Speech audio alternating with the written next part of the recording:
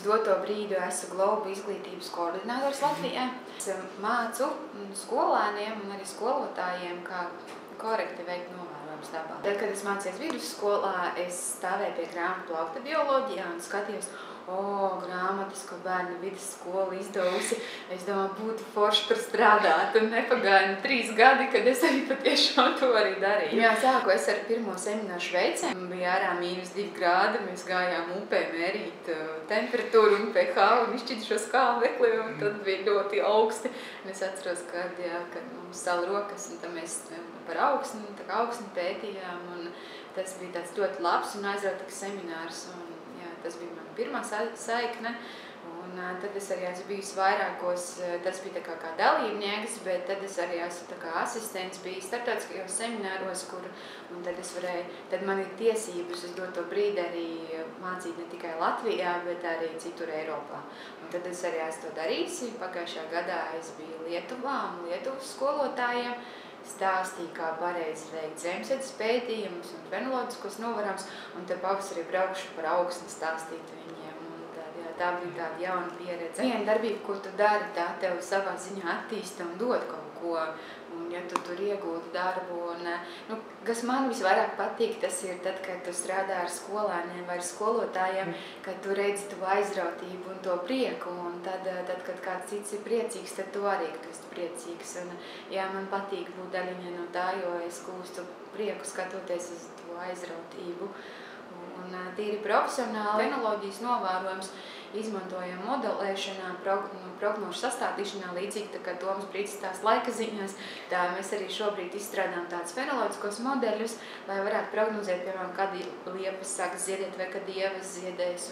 Un tad mums ir nākotnes projekts ir agrometroloģisko novērojumu modelēšana, un kad, piemēram, sāks ābeles ziedēt vai zemenes nogatavoties, kas ir lauksaimniekiem svarīgi. Patīk, protams, arī tas trešais aspekts, tā ir starptautiskā sadarbība, kad tu brauc un redzi citas valstis, citas kultūras, un tad arī notiek liels diskusijas par izglītību kā tādu, kādu katrā valstī ir, un tad tu arī redzi, kur mēs esam soli priekšā pārējiem, kur mums ir vēl nedaudz jāpacenšās, un jā, tie kontakti un tie cilvēki, tie forši aizrautīgie, tā pievienotā vērtība vēl Globu projektā. Iesaistīšanās Globu projektā, kas ir praktiskā pētniecība un kā visi bērni arī anketēšanās raksta, mums patīk kaut ko darīt praktiski, un tad, man liekas, tas ir labs veids, kā no tā frontālā stila pāriet uz tādu, kāds bērniem patīk. Un caur Globu projektu un darbošanās tanī tu vari ieinteresēt bērnus ne tikai zinātnē, bet arī,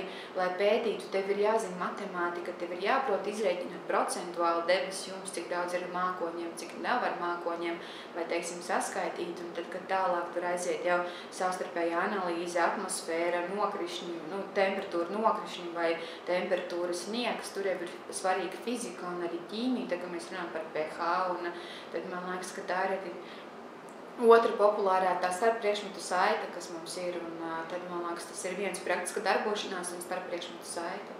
Tas ir 2 tādi pedagoģijas, manuprāt, viena no svarīgākajiem aspektiem, ko tu vari dabūt vienā projektā. Darboties vienā. Bet to noteikti vajag darīt. Sākums ir ļoti grūts, bet beigas ir labas. Un vēl, protams, tā ir digitālā pratība, kas ir svarīga, jo visi dati tiek ievadīti datubāzē, un tas ir grūti skolotājiem, bet ļoti viegli bērniem. Un interesanti, viennozīmīgi, un kad tu vari redzēt un salīdzināt tos rezultātus, kā ir tavam kaimiņu skolā, vai kā tur ir, teiksim, jau pieminētajā manā Brazīlijā vai ASV, kādā Ņujorkas pilsētā skolā, un tas ir tik forši un aizraujoši.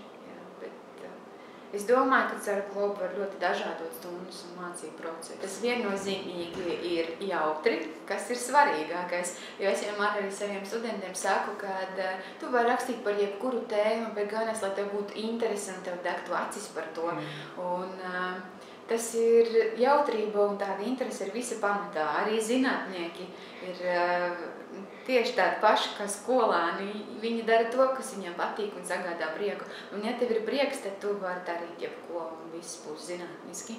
Un vēl, es domāju, tie draugi un kopējas intereses. Un Tie foršie pasākumi, kad visi ir kopā, piemēram, globu salidojumos vai ekspedīcijās, un man gan nebija tā laime, bet es ļoti gribētu braukt ar plostiem, man tas likās riktīgi foršs piedzīvojums, un tad man liekas, kad iesaistoties projektā, tu jau būvē to savu karjeru nākotnes, un varbūt es ticu, ka daļa būs zinātnieki, bet arī tad, ja nebūs zinātnieki, tad novērošana attīsta tādu uztveres spējas un koncentrēšanās prasmes, un arī praktiskā darbošanās ir pēc tam darba tirgu svarīga. Un ļoti bieži tās firmas, kas ir pasaulē atzītas, viņi neskatās vidējo svērto atzīmi, viņi skatās tieši to, cik daudz es darīju ārpus skolas, cik daudz es iesaistījies projektos vai, piemēram, sabiedriskajās aktivitātēs. Un tad es domāju, iesaistoties tādā dabas novērošanā, kur vēl tev ir jāanalizē iegūtie dati, tas ir pēc tam nākotnes tirgum ļoti svarīgas īpašības, kas ir jābūt. Un vēl viens ir tā kritiskā domāšana, kas tiek attīstīta, un pats svarīgākais, ko arī darba devēja atzīt mūsdienās, ir jābūt ļoti fleksiblam. Un globu projektos ir arī ļoti daudz tādu radošu pasākumu, kā kalendāru zīmēšana, un tad video uzņemšana, un tādi mākslinieciskā radošuma. Un tad radošums, kritiskā domāšana, praktiskā darbošanās ir 3 top lietas, kas nozarēs visās būs vajadzīgas.